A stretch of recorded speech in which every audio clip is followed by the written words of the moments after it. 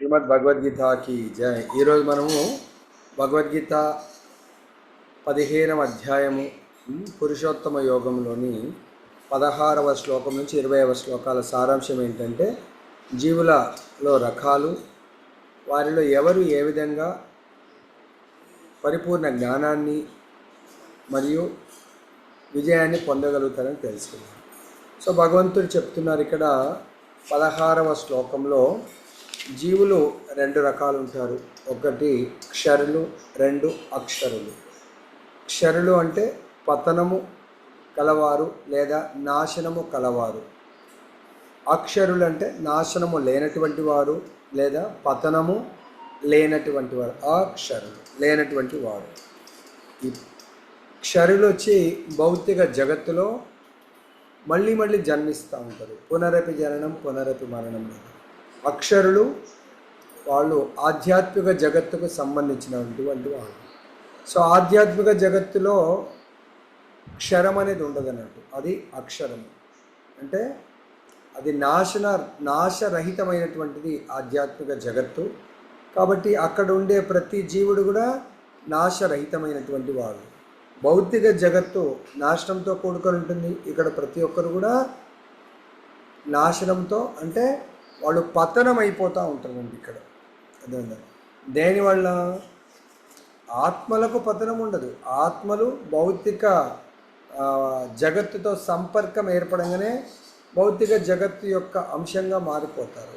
అంటే భౌతిక దేహాన్ని తీసుకుంటారు. వాళ్ళు భౌతిక దేహం యొక్క గుణం ఏంటంటే పంచభూతాలతో కూడుకొని ఉంటుంది. కాబట్టి అది 6 రకాలైనటువంటి మార్పులతో కూడుకొని ఉంటుంది. ఒకటి, భౌతిక దేహం జన్మ తీసుకుంటుంది, పెరుగుదల ఉంటుంది, కొంతకాలం నిలకడ ఉంటుంది. భౌతిక దేహం పునరుత్పత్తి చేస్తుంది. 5వ మార్పు క్షీణిస్తూ ఉంటుంది. 6వ మార్పు నశించిపోతుంది. ఇది భౌతిక జగత్తు యొక్క లక్షణం. అదే ఆధ్యాత్మిక జగత్తులో ఆత్మ ఆధ్యాత్మిక దేహాన్ని తీసుకుంటే దానికి ఈ 6 రకాలటువంటి మార్పులు ఉండవన్నట్టు. సో కాబట్టి ఇక్కడ భగవంతుడు ఈ భౌతిక జగత్తు ఆధ్యాత్మిక జగత్తులో ఉన్నటువంటి జీవుల గురించి చెప్పడం జరిగింది. సో ఇవన్నీ కూడా శాస్త్ర అనుసారము మనము ఈ జ్ఞానాన్ని పొందుతున్నాము. సో ఇక్కడ భగవంతుడు ఇదే అధ్యాయంలో మనకు 7వ శ్లోకంలో చెప్పారు. ఏమని? మమైవాంశో జీవలోకే జీవభూత సనాతన మనశ్శష్టానింద్రియాన్ని ప్రకృతిస్థాని కర్షతి. సో జీవుడు ఎప్పుడైతే ఈ భౌతిక దేహముకు ముఖ్యమైన ఇంద్రియాలు 5 ఇంద్రియాలు, ఒకటి మనస్సు, ఈ 6టితో జీవన సంఘర్షణ చేస్తూ ఉంటాడు. ఎందుకు? ఈ భౌతిక ప్రపంచంలో శాశ్వతంగా ఉండడానికి కొరకు, ఆనందాన్ని పొందడానికి కొరకు ఆయన ప్రయత్నం చేస్తాడు. కానీ ఈ ప్రయత్నం విఫలమవుతుంది. ఎందుకు? ఈ జగత్ ఇట్ సెల్ఫ్ ఇది శాశ్వతం కాదు, తాత్కాలికము. ఎందుకు? ఈ జగత్తులో ప్రతి జీవి 4 క్లేశాలను అనుభవిస్తాడు. ఏంటది? జన్మ, మృత్యువు, ముసలితనము, వ్యాధులు. ఈ 4 తప్పకుండా అనుభవించవలసిందే.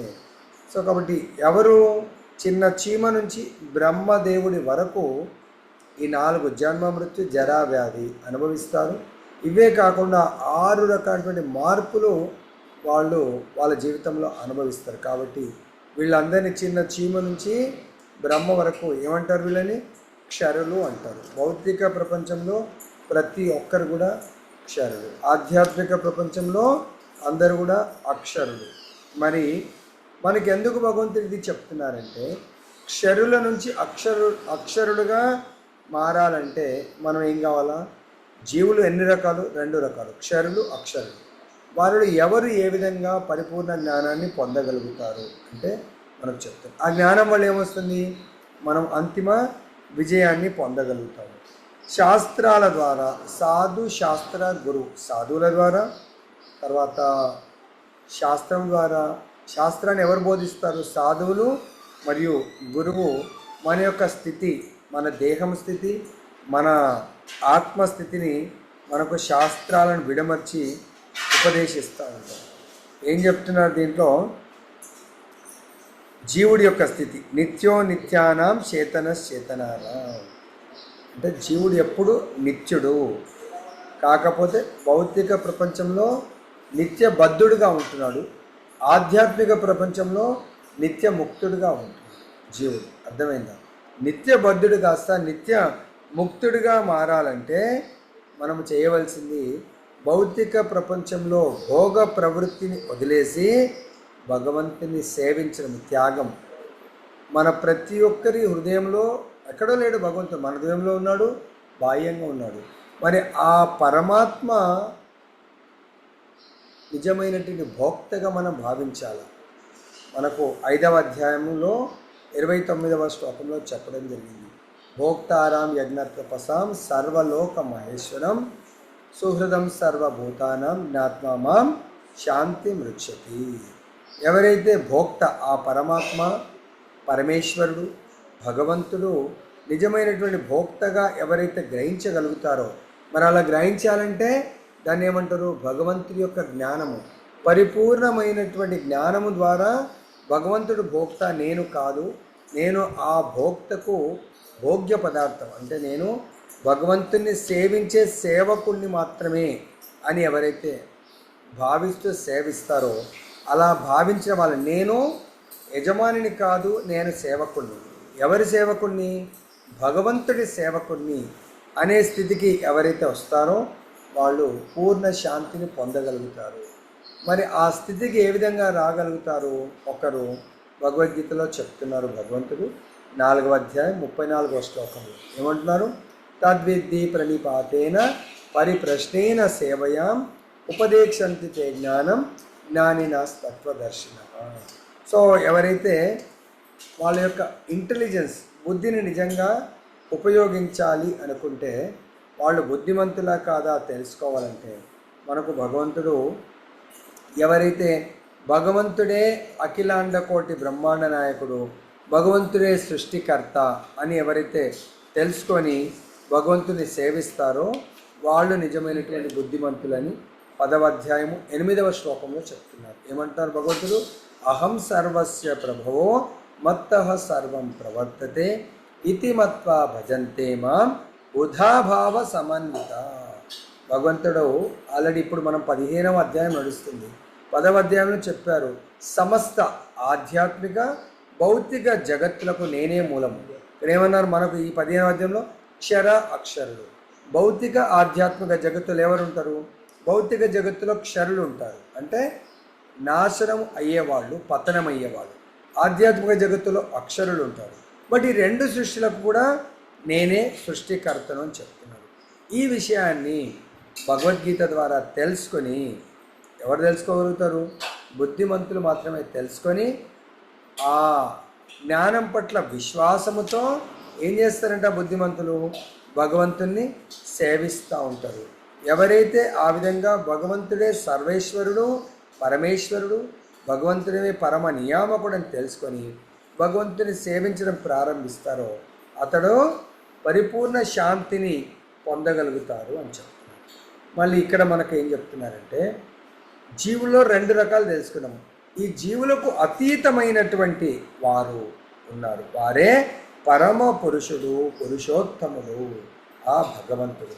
వీరిద్దరికి క్షర అక్షరులకు ఇద్దరికి కూడా అతీతంగా దివ్యమైనటువంటి వాడు. కాబట్టి ఆ భగవంతుని ఎవరైతే ప్రతి ఒక్కరికి మూలాధారము, ప్రతి ఒక్క ఆత్మకు పరం ఆత్మ, ప్రతి ఒక్కరికి ముక్తిని ప్రసాదించేవాడు ముకుందుడు, ప్రతి ఒక్కరికి ఆనందాన్ని ప్రసాదించేవాడు అని ఎవరైతే తెలుసుకుంటారో వాళ్ళు బద్ధ స్థితి నుంచి ముక్త స్థితికి ప్రమోట్ కాగలుగుతారు. అంటే క్షర స్థితి నుంచి అక్షర స్థితికి ప్రమోట్ కాగలుగుతారు. వాళ్ళిద్దరి మధ్య తేడా ఏంటంటే ఈ భౌతిక దేహము, ఆధ్యాత్మిక దేహము, ఆత్మలు సేమ్. భౌతిక దేహము ద్వారా ఆధ్యాత్మిక దేహాన్ని పొందడానికి కొరకు భగవంతుడి యొక్క పరిపూర్ణ జ్ఞానము, జ్ఞాన నిధి అయినటువంటి భగవద్గీత, భాగవతాన్ని ఎవరైతే శృతి అంటే ఉత్తమ భక్తుల ద్వారా మనము శ్రవణము చెయ్యాలి. సో ఇక్కడ మనకు ఆ శ్రవణము చేయడం వల్ల మనకేం తెలుస్తుందంటే మన యొక్క స్థితి తెలుస్తుంది.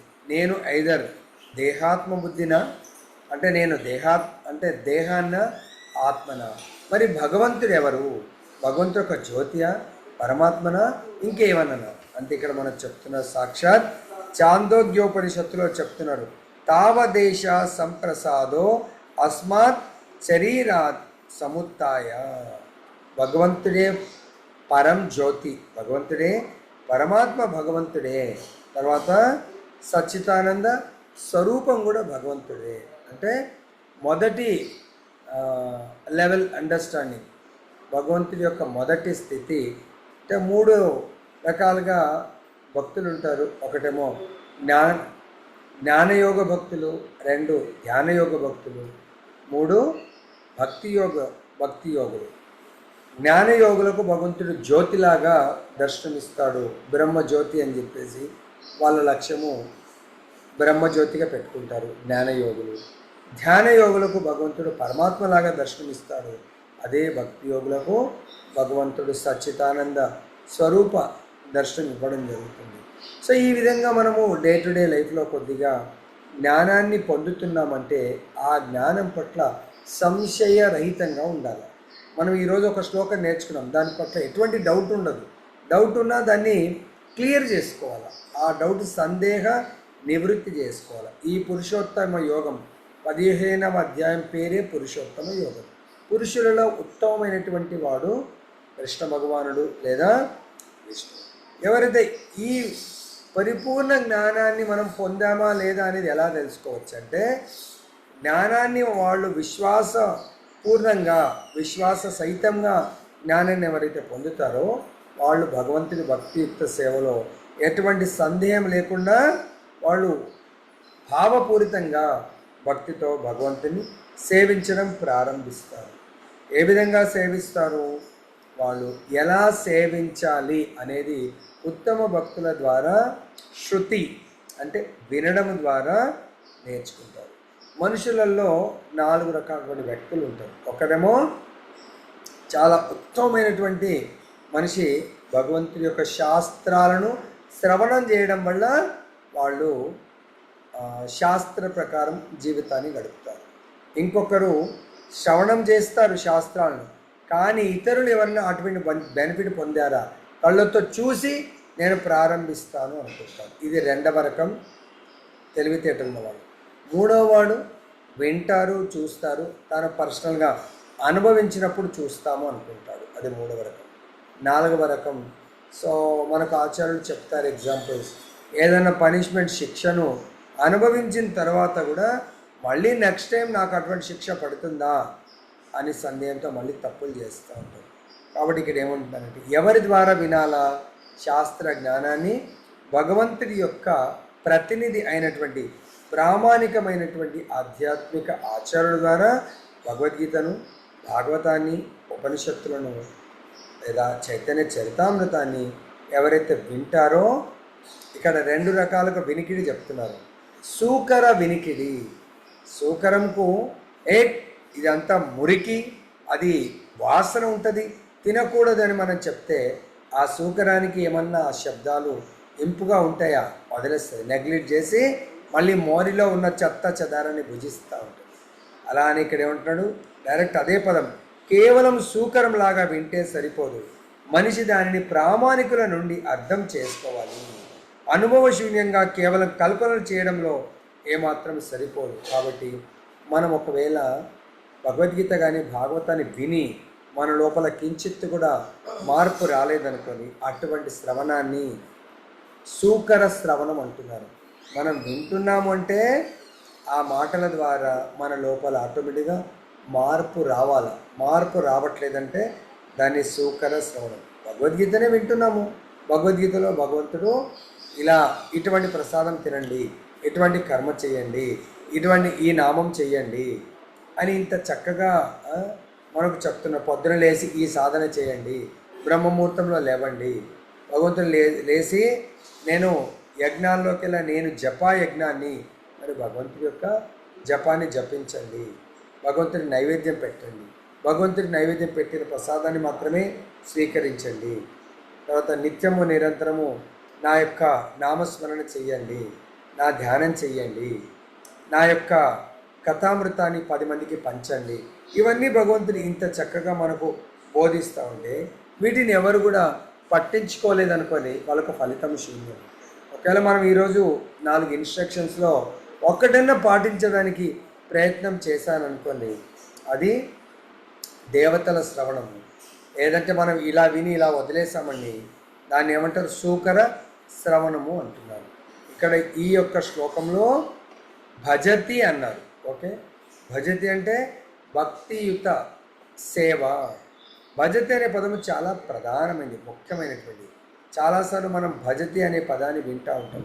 దాని మీనింగ్ ఏంటంటే భగవంతుని యొక్క సేవా సంబంధంతో అది కూడుకున్నటువంటిది ఆ పదం. ఒకవేళ భజతి అంటూ మనం భగవంతుని సేవించలేకపోతున్నాం అనుకోండి, దాని యొక్క మీనింగ్ లేదు. మరి భగవంతుడి యొక్క సేవలు ఎన్ని రకాలు ఉన్నాయి?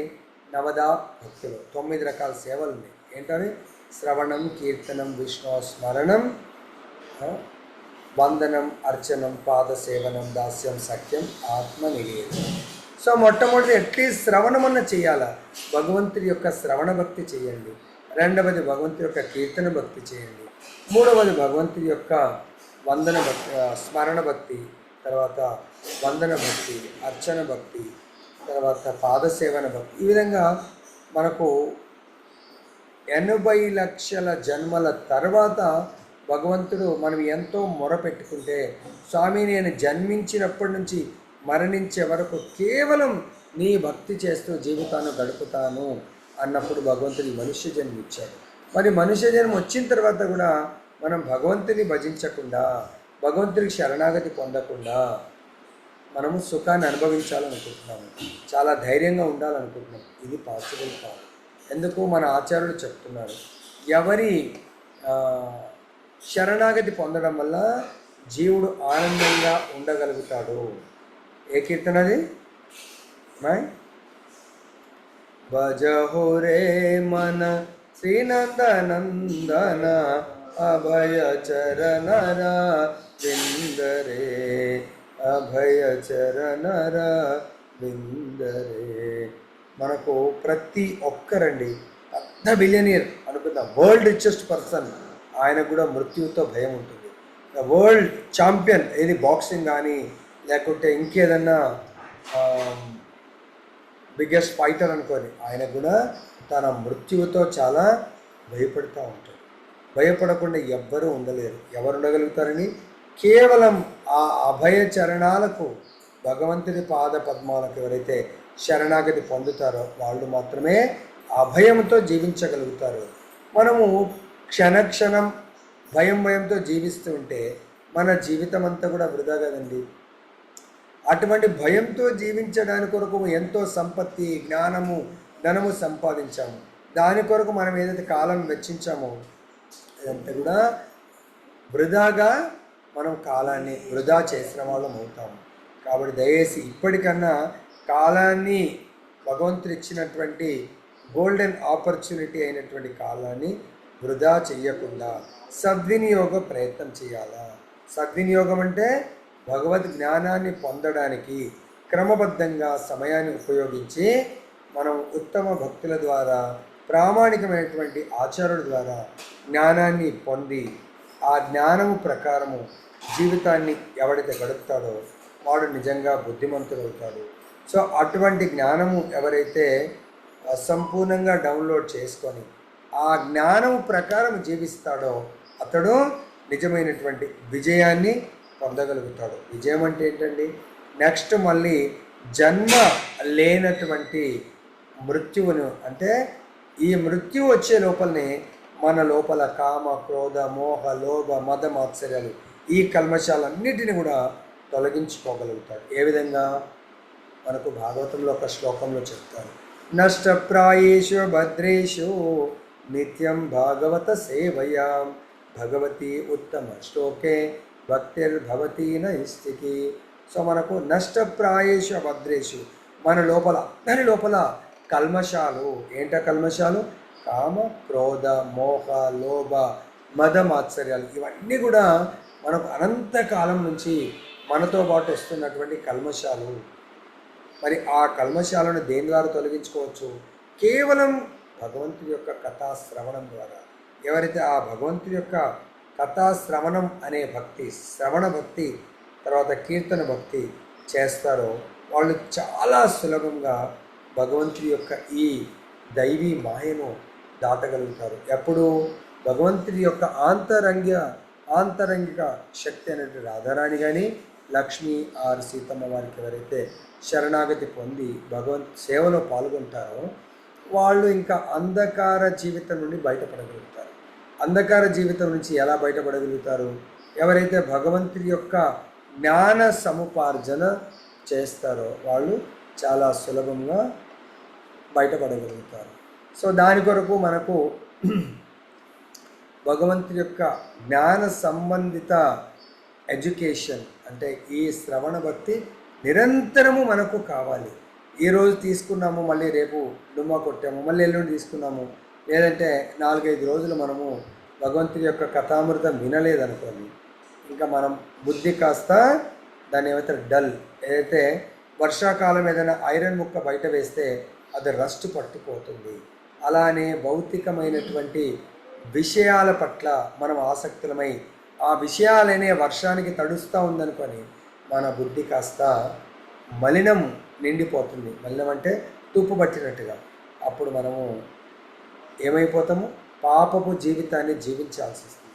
కాబట్టి ఇక్కడ భగవంతుడు అంటే అనగా, వన్ మస్ట్ బికమ్ అనగా అంటే పాపరహితుడిగా మారాల. పాపరహితుడిగా ఎవరు మారగలుగుతారు? కేవలం ఆ భగవంతుడి యొక్క నామరూప గుణ లీలలను నిత్యము శ్రవణ కీర్తన ఎవరైతే చేస్తారో వాళ్ళ హృదయంలోంచి పోతుంది, వాళ్ళ యొక్క మనసులోంచి పోతుంది, వాళ్ళ యొక్క బుద్ధి పవిత్రంగా మారుతుంది, నిర్మలంగా మారుతుంది.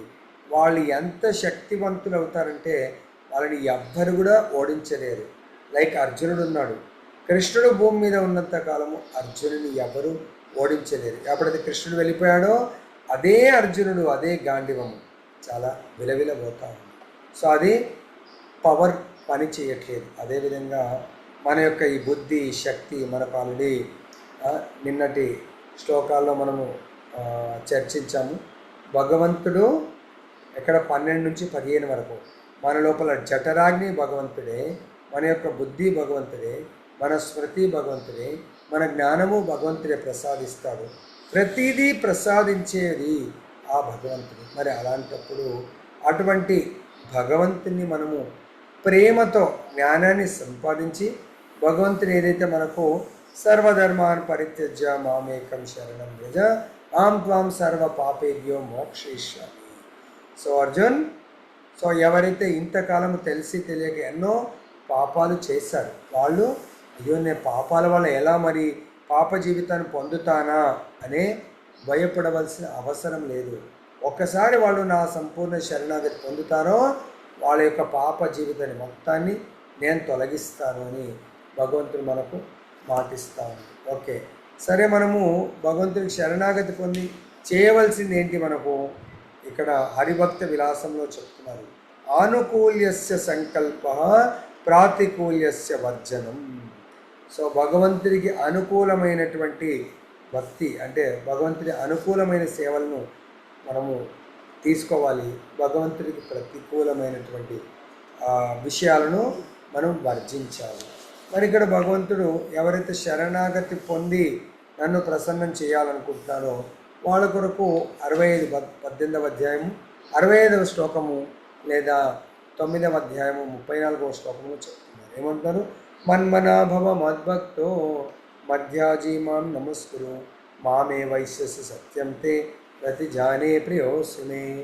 భగవంతుడు అంటున్నాడు, మీరు నిజంగా పరిపూర్ణ జ్ఞానాన్ని పొందారా లేదా తెలుసుకోవడానికి మీరు ఈ భక్తిమయ జీవితంలో విజయాన్ని పొందడానికి కొరకు ఎల్లప్పుడూ నా గురించి అంటే నన్నే స్మరించండి, నాకు భక్తుడవ్వండి, నన్ను పూజించండి, నాకు నమస్కరించండి, అప్పుడు మీరు తప్పకుండా నన్ను చేరుకుంటారు. అంటే భగవంతుని చేరుకోవడము అనేది జీవుడికి నిజమైనటువంటి విజయము. అంటే క్షరుడు నుంచి అక్షరుడిగా మారడము మనందరము క్షర జీవితాన్ని బతుకుతున్నాం. నాశనంతో కూడుకున్న జీవితాన్ని, నాశనముతో కూడుకున్నటువంటి దేహంలో మనం కూర్చున్నాము. కాబట్టి ఈ నాశనంతో కూడుకున్న దేహాన్ని వదిలిపెట్టగానే నాశరహితమైనటువంటి అంటే అక్షర దేహాన్ని పొంది అక్షరమైనటువంటి ప్రపంచానికి, ఆధ్యాత్మిక ప్రపంచానికి వెళ్ళడమే మన నిజమైనటువంటి లక్ష్యం. కాబట్టి అది దేంతో సాధ్యమవుతుంది? భగవంతుడి యొక్క దివ్యమైన జ్ఞానము, భగవంతుడి యొక్క దివ్యమైనటువంటి భక్తియుక్త సేవ ద్వారా మాత్రమే సాధ్యమవుతుంది. కాబట్టి ఈ జ్ఞానాన్ని మనము నిరంతరము శ్రవణం చేస్తూ ఉండాలా, కీర్తన చేస్తూ ఉండాలి. హరే కృష్ణ కృష్ణ కృష్ణ హరే హరే, హరే రామ రామ రామ హరే హరే.